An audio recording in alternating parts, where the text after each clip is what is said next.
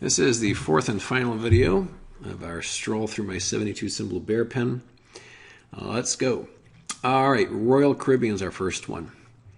Of course, the cruise liners went up this one went up 400%, and it has stalled out. And the line right here, 99.24. I don't know what to tell you. I mean, anybody buying this is a fool, I think. And I think that if this were a $3 stock in 2 years, I wouldn't be at all surprised. But there we have it. RHP, Ryman Hospitality Partners. Just example after example. These are up 5, 6, 700, 800%. Because of all, because there's $120 billion per month coming from the Fed to support stocks. End of story. That's where it's all coming from. And even with that figure, and it didn't make that's their figure, $120 billion per month to support the stock market. And it ain't doing much good now.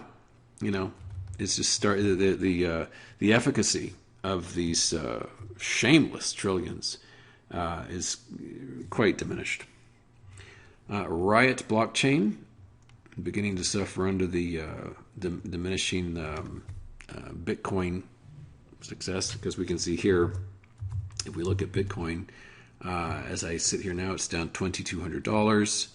I was having fun with crypto. I wish it weren't so, but we're re-weakening here, and if we break 30,000, end of story, man. That's going to 20 at least. So yeah, I was having a kick with crypto for a while, and I've sort of chilled to it, thank God. Avoided some losses there, and we're range bound 30 to 42K in Bitcoin, which drives everything else. And if it breaks 30, you're going to see crypto just get blown to pieces. RPT Realty, it's just another instance of it's too damn high. Scholastic, this has been carving out this tremendous topping pattern. We've pierced and penetrated deeply into the pattern here. I'm beginning to lose momentum, clearly. SVB, I think this is the Silicon Valley Bank financial group. I should know, right? And in this instance, we've got a channel. As I look at it, I'm not quite thrilled with where this is placed. Let's monkey around with that a little bit. That's better, a little bit better. It's more parallel and it's better. I've done this a long time. I know what I'm doing. So we've flipped away from that. Okay. What's next? Schlumberger. Another energy short here, and you can see here that we've been banging out a series in just these multi-year sweeps of lower lows and lower highs. SL Green Realty, the large right triangle pattern, mashed right up against the upper portion of that triangle. SLM, I guess this is the Sallie Mae, another company that should have gone bankrupt in the financial crisis. So here we are, up around 20 or so. Simon Property Group, SPG. This is the owner of Stanford Shopping Mall, for example.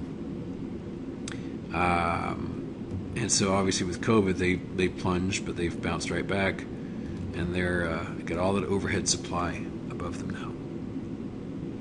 Sasol Limited, SSL, a beautiful topping pattern. Hard reversal on Friday, down 7.58%. You can see it's dropping swiftly. This is overseas somewhere. It's an ADR. Timken.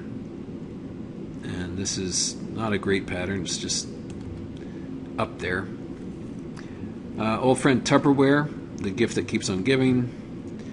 We had our first top here, our first range-bound top, pushed down to a next lower level here, and it broke down yet again.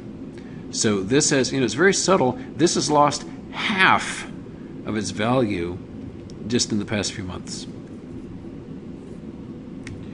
United Airlines. People are starting to realize that maybe people are going to fly like they used to commercially. We've got our first failure of this trend line as well. Vornado Realty Trust, VNO, off about 3% on Friday. This is beneath its own right triangle pattern top.